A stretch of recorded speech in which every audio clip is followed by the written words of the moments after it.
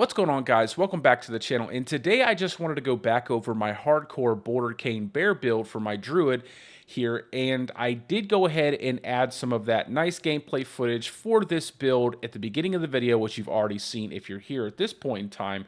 So that really showcased what this build was capable of. And I also wanted to touch base on some of the small changes I made to the Paragon board, as well as some of the affixes to the gear to give this build a little bit more damage and resource generation. So let's go ahead and go over the build as it is. So let's go ahead and go over our assigned skills, as those haven't really changed. And our basic attack is Earth Spike. And we're using Earth Spike because this is a werebear themed build, so we're trying to stay in werebear as much as possible. Then we're grabbing up Boulder and Hurricane, as this is a Bouldercane build, hence Bouldercane Bear, right?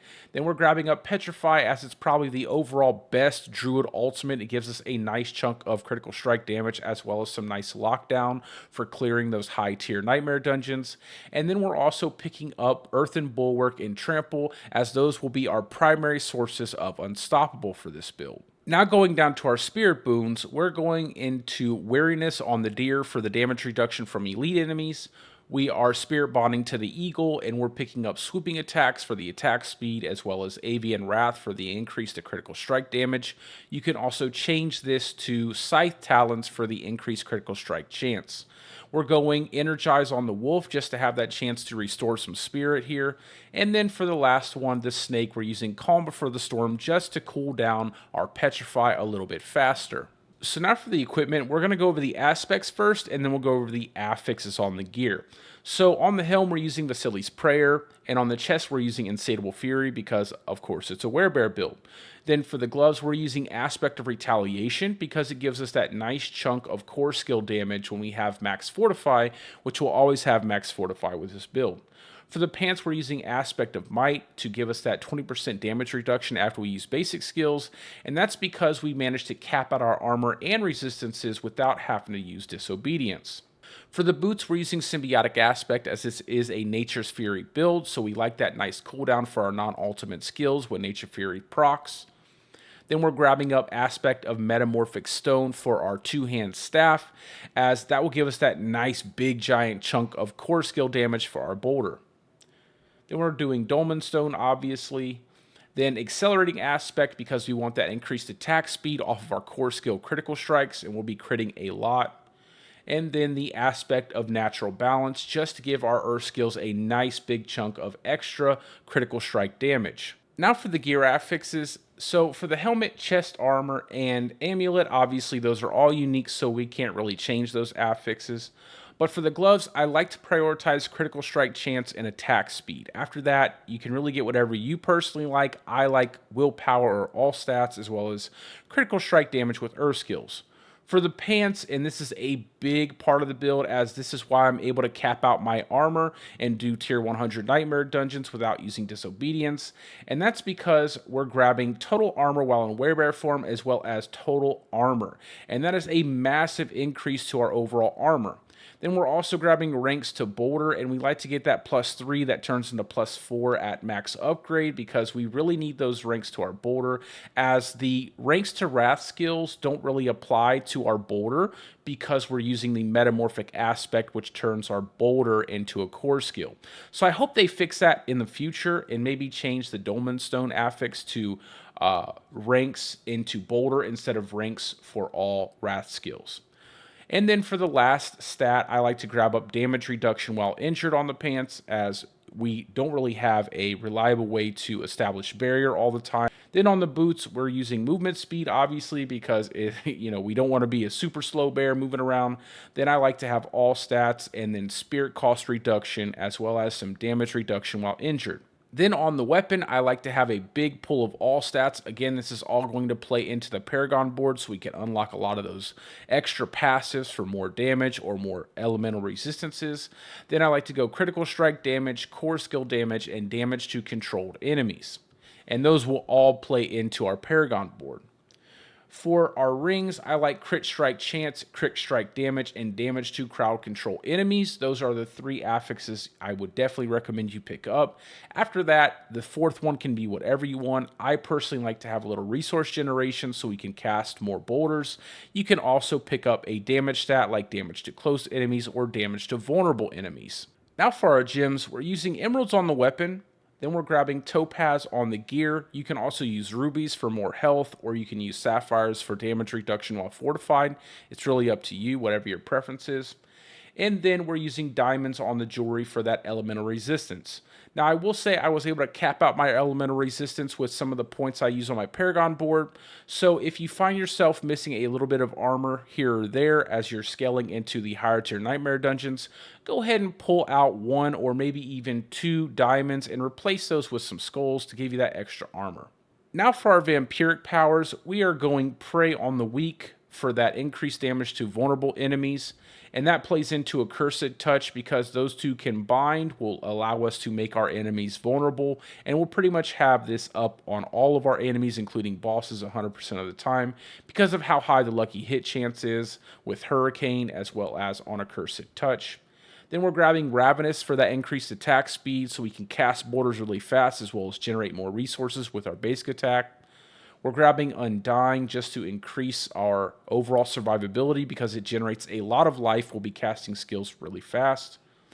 And then Moonrise again, just to give us more attack speed here. We don't really care too much about that 160% basic attack skill damage, but I do like the movement speed and I do like that nice attack speed you get from Moonrise. Also down here at the bottom under the summary, I do have a few tips written out for you guys. So if you pick up this build, when you're doing your bossing, go ahead and swap out Undying for Sanguine Brace, just so you can get that nice increase to your critical strike chance at max Fortify, because you don't really need the heal from Undying. And then swap out Trample for Blood Howl and go into Preserving Blood Howl, and also use an attack speed elixir, because attack speed is the name of the game for this build, like I said previously, and you're really just trying to generate a lot of resources rather quickly so we can cast a lot of borders rather quickly. And then for dungeons, I like to go ahead and swap out my accelerating aspect into one of 3 things.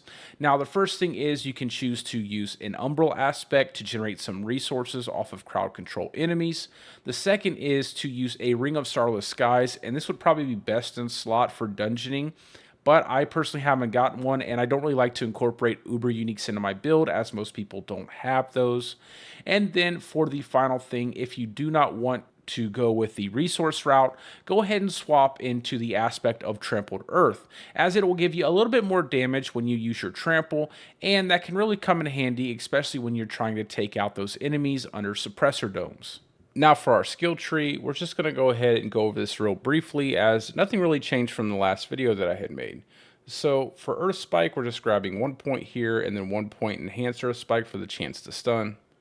Moving down to our core skills, we're picking up Heart of the Wild, and that's so we can pick up 3 points Wild Impulses to increase our core skill damage. And then these are flex points. We're going to go 2 points Abundance just to generate more resources with our basic attack, but you can really change those however you'd like. Then we're grabbing 3 points Predatory Instinct and 3 points Iron Fur. Going Earthen Bulwark, and then Preserving Earthen Bulwark. 3 points Ancestral Fortitude to increase our resistances. Moving down, we're going to our Wrath skill tree. Here we're picking up Hurricane into Savage Hurricane for the damage reduction. 5 points Boulder into Natural Boulder for that increased critical strike chance. You can also go Savage Boulder. I find these 2 are interchangeable. Then go Trample into Savage Trample. But do remember, when you're bossing, change Trample to Blood Howl and go Preserving Blood Howl for the increased attack speed. For the passive here, we're just grabbing Crushing Earth 3 points, Stone Guard 3 points for that multiplicative damage bonus from those 2. And we're also grabbing 3 points into Safeguard so we can generate a lot of Fortify rather quickly with our critical strikes. Then we're doing 2 points into Petrify, 1 for the ultimate, 1 for Prime Petrify to increase duration. And then we're grabbing up the Defiance passive for multiplicative damage towards elite enemies, Natural Disaster for multiplicative damage towards vulnerable enemies, and then we're also grabbing 3 points Resonance for some more multiplicative damage here. And then we do put 1 point circle of life, and this point can be changed to anything else on the board that you would like. Then we're grabbing 3 points quick shift because we'll be shifting back and forth between werebear and human when we cast our hurricane. And then last but not least, 1 point in Nature's Fury. Now for our Paragon board, and if you are using a normal character instead of a hardcore character, you can probably utilize some bigger damage bonus glyphs, but I like to go for the ones that give me some damage reduction. So if you are looking to increase your damage a little bit more and you don't have to worry about dying so much, go ahead and pick up like something like an Earth and Sky or a Fang and Claw, as those have some pretty nice additional damage multipliers to them. But let's go ahead and look at how I have my board set up. So the starter board has Werebear as the first glyph, and that gives us that damage reduction while in Werebear form, as well as that nice chunk of damage while we're in Werebear. We're also picking up the Prime node for damage. We're grabbing a Resolve node for elemental resistance increases, and then we're also grabbing the Impel node for some more damage here. Moving into our second board, that's going to be the Earth and Devastation board. And this is probably the most important board for this build, as this is what allows us to do so much damage with our critical hits. So we are going to go ahead and pick up the Crushing Earth node here for that increase to our Earth skill damage. We're going to move into the Undaunted glyph for our glyph for this board. And again, we're getting some damage reduction and increasing our damage while fortified. We're also going to grab the Earth and Power node, and that's just to increase our critical strike damage with Earth skills. We're going to grab a Resolve node to increase our resistances again. Then we're going to move into the Legendary node here, and this node is very important because it gives us a big increase to our overall crit damage pool, and that is based off of the amount of damage we have versus crowd control enemies. And this scales up to 40%. So you can see why we have a lot of crowd control affixes on our gear pieces, such as our jewelry, as well as the reason why we're using a staff. Then we're going to go ahead and move into the Oppress node here, and that's going to give us some more damage to crowd control enemies, further increasing the damage bonus we get here to our critical strike damage pool from Earth and Devastation. So moving into our third board, we're using the Survival Instinct board with Guzzler. And we're going to go ahead and pick up the rare node Zealous for damage while healthy, because we'll pretty much always be healthy. Then we're going to go ahead and move into Guzzler for our glyph, and that's going to give us a bigger damage increase while we're healthy, as well as a nice amount of healing from our potions.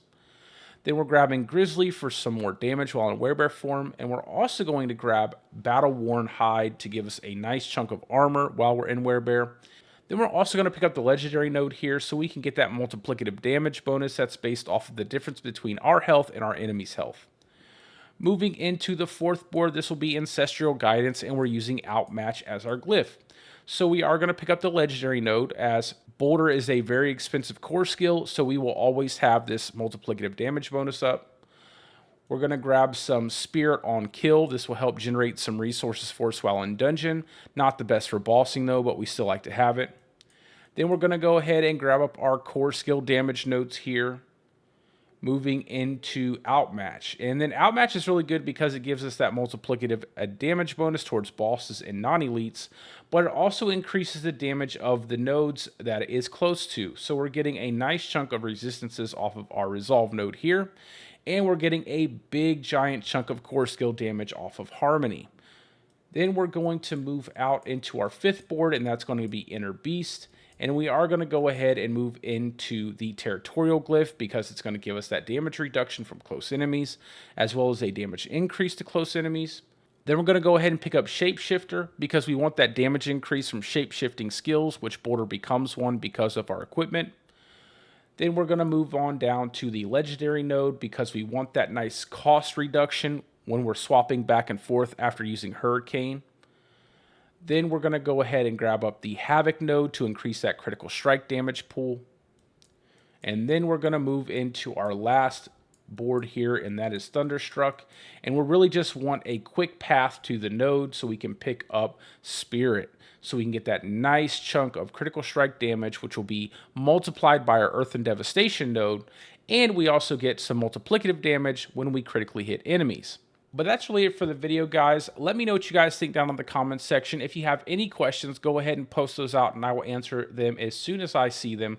I'll probably be posting out the completion of a Tier 100 dungeon with this build before I move on to making a brand new build for you guys. But that's really it for me. I hope you guys are having a great day or a great night, depending on wherever you're from, and peace out. I will see you in the next one.